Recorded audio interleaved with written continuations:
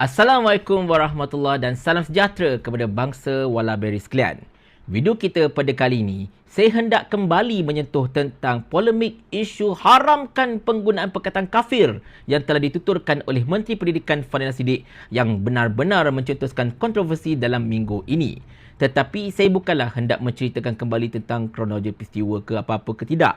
Sebaliknya, saya ingin menyentuh tentang kecenderungan anak-anak papa mempergunakan kenyataan yang konon-kononnya datang daripada Ustaz Azhar Idrus untuk kepentingan mereka. Padahal sebelum itu, mereka cukup benci dengan Ustaz Azhar. Kelakar kan?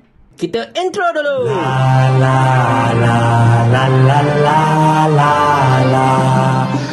Cerita dia macam ni, tuan-tuan dan bawah sekalian. Kita semua tahu tentang kontroversi yang melanda Menteri Pendidikan pada minggu ini berhubung dengan kata-kata beliau yang mengharamkan penggunaan perkataan kafir dalam rumah beliau sehingga mencetuskan begitu banyak sekali kontroversi, mencetuskan begitu banyak sekali perdebatan dan macam-macam lagi. Dan saya tidaklah berniat untuk pergi secara detail tentang apa yang telah berlaku. Anda lebih tahu. Saya pun dah buat banyak video berkenaan dengan perkara itu.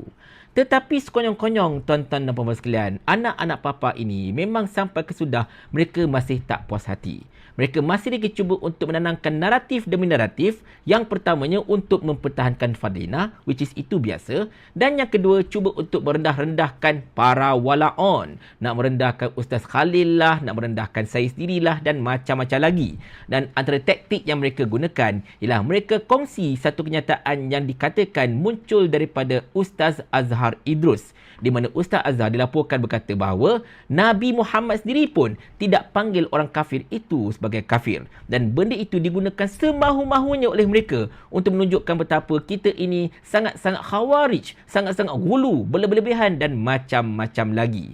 Hai kelakar tuan-tuan sekalian, sebab mereka ini kan cukup benci dengan Ustaz Azhar Idrus. Mereka gelarkan Ustaz Azhar itu sebagai Ustaz Wala'on dan macam-macam lagi. Saya ingat lagi tahu, ketika muncul kontroversi Perdana Menteri menggelarkan pemuda-pemuda Ashabul Kahfi itu sebagai pemuda-pemuda Kristian, Ustaz Azhar Idrus telah menyanggah perkara tersebut tanpa menamakan mana-mana pemimpin yang mengatakan perkataan tersebut. Tetapi anak-anak papa tak puas hati. Dia serang Ustaz Azhar kiri, kanan, depan, belakang, atas, bawah. Kan? Gila-gila punya serang sampai tak cukup tanah tuan-tuan sekalian. Tengok-tengok, bila Ustaz Azhar dikatakan mengeluarkan kenyataan yang selari dengan mereka ini, laju pula mereka share. Dah lupa ke apa yang terjadi satu ketika dahulu? Benci-benci semua tu dah hilang Tetapi tuan-tuan dan sekalian, senang ceritalah. Bila benda-benda macam ini datang daripada anak-anak papa, kita memang kena periksa terlebih dahulu. Kena tabayun betul-betul dahulu. Sebab apa tahu? Sebab mereka ini memang pakar dalam spin kata-kata, spin situasi, posing sana, posing sini dan cuba untuk menaratifkan sesuatu konon-kononnya benda itu menyebelahi mereka dan sebagainya. Dan di sini saya sediakan kepada anda klip video yang boleh katakan agak penuh jugalah tentang Ustaz Azhar Idrus menjawab tentang polemik boleh ataupun tidak kalau kita panggil seseorang yang bukan Islam itu sebagai kafir dan sebagainya, dan bagaimanakah adab kita tentang hal ini. Jemput tonton. Bolehkah tak sebut kafir kepada orang kafir? Nampak tak? Okey? Dia ada satu kaedah. Sina faham di sini. Yang jadi kemelut, yang jadi isu ni bukan kita gelar orang kafir tu kafir. Ada dah orang Islam pergi kedai orang kafir, kafir, meja. Mana ada gitu. Kafir ni menceritakan hukum. Manusia ni dua, nisbah akidah. Satu Islam, satu lagi kafir. Semua pegangan agama yang lain daripada Islam namanya kafir. Maka ini kita panggil orang Muslim, ini yang panggil orang kafir. Bukan kita panggil, hey kafir, mai kejap. Nah, manusia tu, oh nak tak kafir tu. Bukan lagu tu. Tak, tapi kafir ni menjelaskan akidahnya kafir.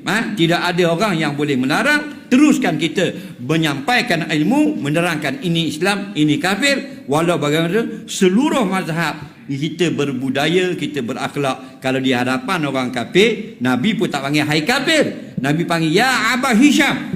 Apa Nabi sebut nama dia? Nabi tak kata ya kafir. Faham? Jadi kalau di belakang kita menceritakan peri sifat, memang kata ini orang-orang yang kafir. Tidak ada masalah. Wallahu Dekat a'lam. sini jelas dan nyata, tuan-tuan dan puan-puan sekalian. Ustaz Azhar Idrus tidak melarang. Dia kata tak boleh nak larang pun sebenarnya untuk kita gunakan perkataan kafir. Sebab perkataan kafir ini adalah bergantung kepada akidah sebenarnya. Membezakan antara orang yang beriman dengan orang yang tidak beriman. Benda itu datang daripada Allah. Siapalah kita hendak mengharamkan sesuatu yang datang daripada Allah? Maka daripada satu segi, kita tak boleh nak haramkan perkataan kafir ini. Sebaliknya, apa yang Ustaz Azhar sebut itu ialah berkenaan dengan adab. Adab kita dengan orang-orang bukan Islam. Itu yang Ustaz Azhar kata, kita ini tak adalah sewenang-wenangnya panggil orang bukan Islam itu sebagai kafir. Oi kafir, kau main sini. Bukan macam tu. Jadi sebagai contoh yang Ustaz Azhar letakkan, Nabi Muhammad sendiri pun tidak pernah memanggil orang kafir itu sebagai kafir. Dia panggil dengan nama orang tersebut. Wahai Abu sekian-sekian-sekian, wahai Abu sekian-sekian-sekian. Contoh macam tu kan. Jadi ni dekat sini, bukan Ustaz Azhar kata kita ini tak boleh panggil orang kafir itu langsung. Tetapi Ustaz Azhar kata kita tak boleh nak mengharamkan perkataan kafir itu.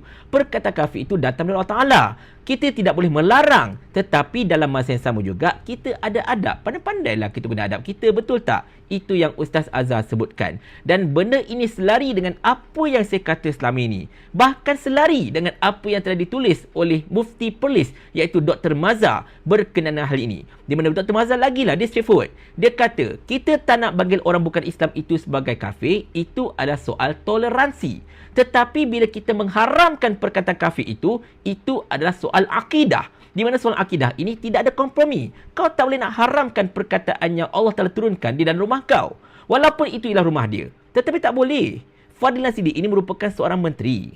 Dan Rasulullah pun telah bersabda, rakyat akan mengikut agama pemimpinnya. Kalau seorang menteri pun kata dia haramkan perkataan kafir digunakan dalam rumah dia, maka mungkin akan ada yang ikut. Mungkin akan kata, oh tengok menteri pun kata macam tu, kita pun follow dan sebagainya. Sudahnya, akidah umat juga yang lari masalahnya. Itu yang tak betul. Itu yang kita tegur. Kita tidak mempertikaikan tentang hubungan sesama kaum.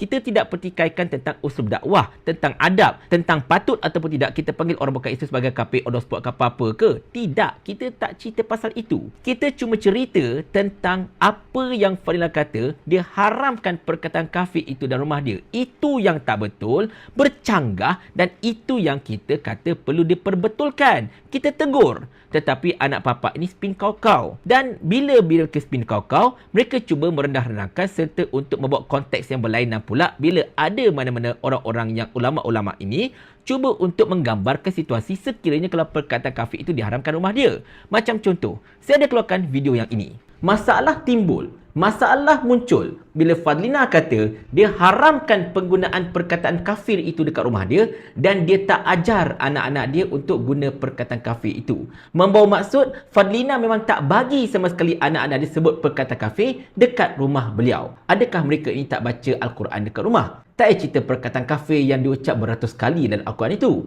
Tetapi siap ada satu surah khusus untuk orang-orang kafir, iaitu surah Al-Kafirun. Di mana ayat pertama pun dah kata macam ni dah. Qul ya ayyuhal kafirun. Habis tu takkan Fadlina, oleh kerana dia kata dia mengharamkan perkataan kafir itu dekat rumah dia, maka ayat tu berubah seperti ini.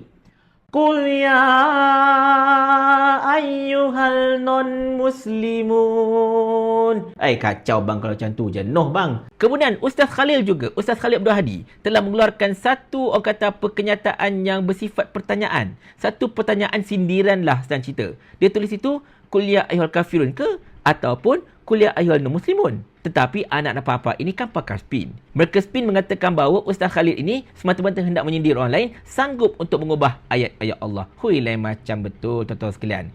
Tetapi mereka agaknya terlupa. Ustaz Abdul Somad pun pernah berkata macam ini. Jangan panggil kami kafir, panggil kami non-muslim loh. Gimana nanti baca ayat Qul ya ayyuhal non-muslim. So, adakah kita berani nak katakan Ustaz Abdul Somad itu mengubah ayat-ayat Allah? Satu itu tidak. Apa yang mereka sebut ini, apa yang saya sebut itu merupakan satu gambaran. Sekiranya kalau kau nak haramkan perkataan kafir itu daripada dituturkan, contohnya dekat rumah kau. Habis bila kau baca surah Al-Kafirun, macam mana kau nak baca surah Al-Kafirun itu? Itu persoalan kita. Walaupun benda itu bukanlah besar mana persoalan itu, tetapi itu adalah satu persoalan yang kita boleh tanyakan. Sebab konotasi ayat tersebut adalah itu. Aku haramkan perkataan kafir itu di rumah, maka secara asasnya tak boleh sebut langsung perkataan kafir lah. Jadi macam mana kau nak ngaji kalau tak boleh sebut perkataan kafir dalam rumah tu? Dan bila kalau mufti pun duk tanya macam tu, kalau ustaz-ustaz pun tanya macam tu, bermaksud itu yang silap sebenarnya. Itu yang merupakan satu perkataan yang tidak patut dituturkan. Tetapi anak-anak papa still tak puas hati. Mereka cuba mainkan naratif lain pula. Mereka katakan apa yang Fadlina Siddiq sebut itu samalah macam tindakan sesetengah mak bapak mengharamkan perkataan mencarut dalam rumah. Tak ingat dunia tuan-tuan sekalian. Dia nak samakan sebut perkataan kafir itu sama dengan sebut perkataan mencarut. Adakah mereka nak kata perkataan kafir itu yang datang daripada Allah Ta'ala, yang Allah turunkan dalam Al-Quran, sama dengan perkataan mencarut? Korang ni gila ke apa masalahnya? Otak letak dekat mana? Otak letak dekat mana? Sampai macam tu sekali mereka ini cuba untuk berpusing bagi mempertahankan pimpinan mereka yang telah terang-terang melakukan kesalahan sebenarnya. Apalah yang berada otak mereka masalah tuan-tuan sekalian? Jadi dengan semua itu, ada orang duk tanya saya, habis tu kalau kau pandai sangat, apa yang patut kau cakap sebenarnya? Baik, dia macam ni tuan-tuan sekalian. Bila kita cerita tentang didikan kepada anak-anak ini, nombor satunya kita kena didik anak-anak kita tentang kafir. Tentang apakah itu kafir, apakah jenis-jenis kafir. Banyak sekali benda berkaitan kafir yang kita terangkan kepada anak-anak kita.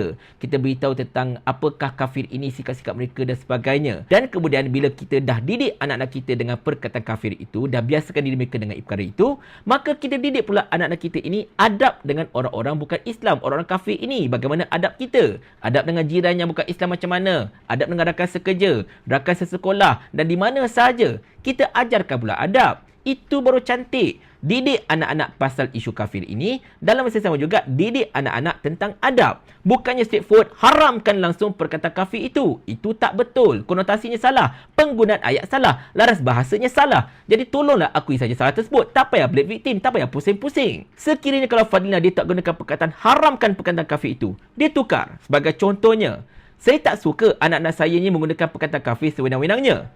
Atau, saya melarang anak-anak saya ini daripada menggunakan perkataan kafir, sebut perkataan kafir sesuka hati mereka. Atau, saya haramkan anak-anak saya daripada sewenang-wenangnya, sesuka hati mereka, salah guna perkataan kafir tersebut. Itu cantik. Itu kita boleh terima. Itu konteks yang betul. Sebab dia tak haramkan perkataan kafir itu. Tetapi melarang salah guna. Melarang perkataan kafir itu digunakan sewenang-wenangnya. Melarang anak-anak dia sebut perkataan kafir itu dengan konotasi untuk menghina dan sebagainya. Itu betul. Tetapi bila dia kata saya haramkan perkataan kafir itu full stop, konotasi dah berbeza.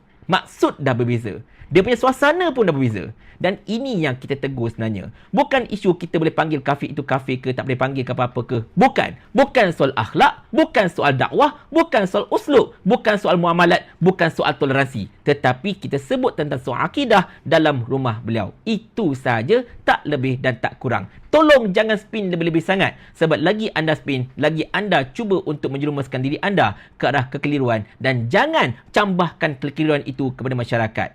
Bak kata orang bijak pandai, kalau dah bodoh itu, duduk diam-diam. Jangan sibarkan kebodohan merata-rata. Sebab takut nanti, orang yang tak tahan dengan kebodohan anda itu, dia akan tanyakan soalan ini kepada anda. Mau tak tuan hamba kalau hamba kirimkan ke akhirat?